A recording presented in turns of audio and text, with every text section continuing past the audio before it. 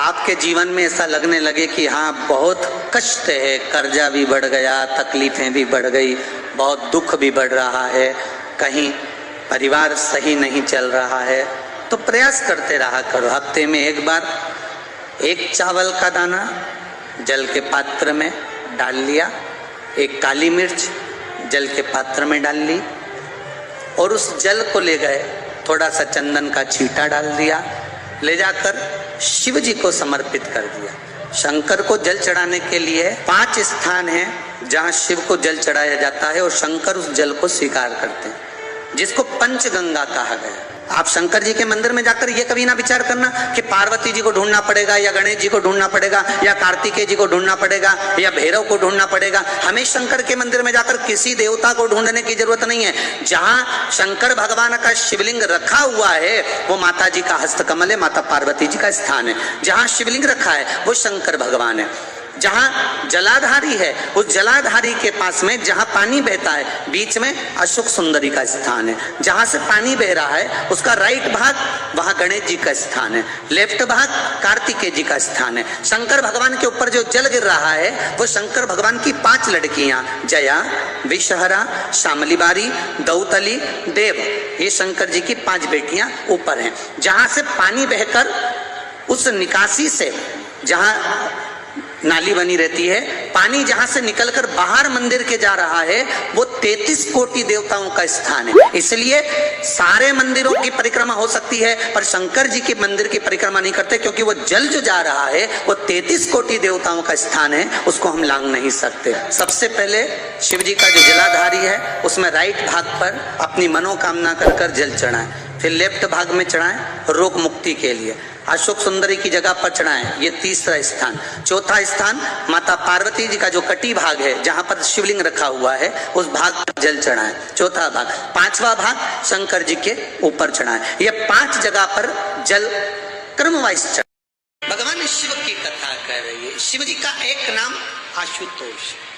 एक बात बहुत ध्यान दीजिएगा, अगर कहीं नौकरी नहीं लग रही है, सर्विस नहीं है, नौकरी नहीं है और आप कई बार इंटरव्यू दिया है, एग्जाम में बैठ भी गए, कंपटीशन एग्जाम में भी बैठे हो, और अगर नहीं हो रहा, कंपटीशन एग्जाम क्लियर नहीं हो रहा, या सीए का एग्जाम है या अन्य चीजों की पढ़ाई आप कर रहे हैं या कहीं नौकरी के लिए अप्लाई कर रहे हैं, नहीं हो रहा,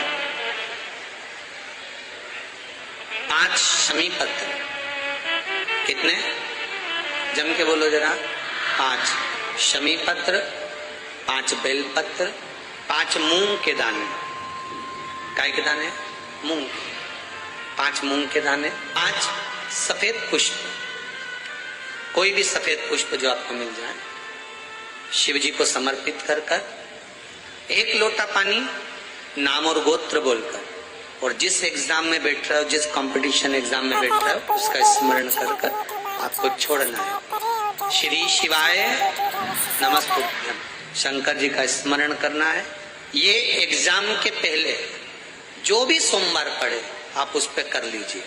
बाबा चाहेगा तो नौकरी लगेगी, 3 महीने के अंदर बाबा दे ही देगा, ये पक्का। बिल्कुल फ्री हो, नहीं कुछ काम चल रहा, कोई नया काम करने का सोच रहे हो, व्यापार करने का सोच रहे हो या कुछ अच्छा करने का सोच रहे हो, नहीं हो रहा, उसके लिए भी आप ये कर सकते हैं। ये आप बाबा का स्मरण कर कर आप कर सकते। श्री शिवाय नमस्तुभ्यम। एक छोटा सा उपाय अवश्य करिएगा। अगर बच्चे कोई एग्जाम में बैठ रहे हैं या कंपटीशन एग्जाम है या नौकरी के लिए अप्लाई कर रहे हो, मान लो 4-6 महीने से बैठे हो, 8 महीने से बैठे हो, सर्विस नहीं है, नौकरी नहीं है, तो एक छोटा सा उपाय अवश्य करिएगा शिव महापुराण का। महाराज बेलपत्री के पेड़ के नीचे विराजमान होकर, बेलपत्री के पेड़ के नीचे जिसको नौकरी के लिए या एग्जाम में बैठ रहा है वो जल चढ़ाए, बेलपत्री के पेड़ के नीचे थोड़ा सा दूध चढ़ाए, फिर जल चढ़ाए और अपने राइट भाग में घी का दिया और अपने लेफ्ट भाग में तेल का दिया। किसी भी प्रदोष के दिन, प्रदोष काल में एक बार लगा दे उसके बाद में अपनी कामना कर कर बेलपत्री के पेड़ के नीचे धोख लगाकर प्रणाम कर कर आ जाए और चले जाए इंटरव्यू के लिए, बाबा उत्तीर्ण करा ही देगा, नौकरी दिला ही देगा। करना प्रदोष के दिन और प्रदोष काल में ही करें, इसका ध्यान रखें महाराज। एक छोटा सा उपाय अवश्य करिएगा। शिव जी को जो बेलपत्र समर्पित करी जाती है, उस बेलपत्र का भी भाग स्थापित है। जब आपका बच्चा एग्जाम देने जा रहा है, पढ़ाई करने जा रहा है और पास नहीं हो रहा है, या उसको आपको लग रहा है इसने पढ़ाई नहीं करी, पास नहीं होगा, तो शहद बेलपत्री की बीच वाली पत्ती पर शहद लगा लीजिए और शंकर भगवान के शिवलिंग पर जाकर उसको बच्चे के हाथ से चिपकवा दीजिए। बच्चे ने भले पढ़ाई नहीं करी हो पूरी साल, पर बच्चा उस सब्जेक्ट में जिस दिन वो बेलपत्री चिपका कर आएगा, उस दिन उस सब्जेक्ट में बच्चा पास होकर ही रहेगा, उसका एग्जाम उसको अच्छा प्राप्त होगा। बाबा आपकी मनोकामना शीघ्र पूर्ण कर देगा, बाबा करेगा। किसी कार्य के लिए जा रहे हो, वो कार्य नहीं हो रहा, 50 बार होकर आ गए, वो काम नहीं हो रहा। शिव महापुराण कहती है लाल चंदन, कौन सा चंदन? लाल चंदन को अच्छा घिसो और घिसकर तैयार कर कर बेलपत्री के ये दोनों भाग हैं, दोनों पत्तियां जो नीचे की हैं, इसमें उस चंदन को लगा लीजिए। अगर किसी से आपको पैसा लेना है, वो नहीं दे रहा, या कोई काम है या जॉब है या नौकरी है या उसके लिए, या कोई विद्याध्ययन का कोई कार्य है, कोई स्कूल में पढ़ाई कर रहे हो और वो कार्य नहीं हो रहा, 5 बार 6 बार करके देख लिया, नहीं हो रहा, तो ये दोनों पत्तियों पर लाल चंदन लगाओ। लाल चंदन लगाने का मतलब ये नहीं कि जरा सी तुम बिंदी लगा दो, लाल चंदन जो घिसा है उसको पूरी पत्तियों पर अच्छे से फेरना है, उस लाल चंदन को लगा लीजिए। और महाराज बीच की पत्ती में थोड़ा सा घृत, घृत मतलब गाय का घी, गौ माता के दूध से माखन से निर्मित उस घी को बीच की पत्ती में थोड़ा सा लगा लीजिए। और जो अशोक सुंदरी वाली जगह है, जानते हो ना आप लोग अशोक सुंदरी की जगह, आपको पहले भी कथा में कहा, समझ लीजिए ये शिवलिंग है, ये जलाधारी पर रखा हुआ है, ये गोल जलाधारी है, यहाँ से पानी नीचे गिरता है, ठीक है, ऐसे होता ना शिवलिंग। जैसे ये जो गोल जलाधारी है, ये माता पार्वती जी का हस्त कमल है।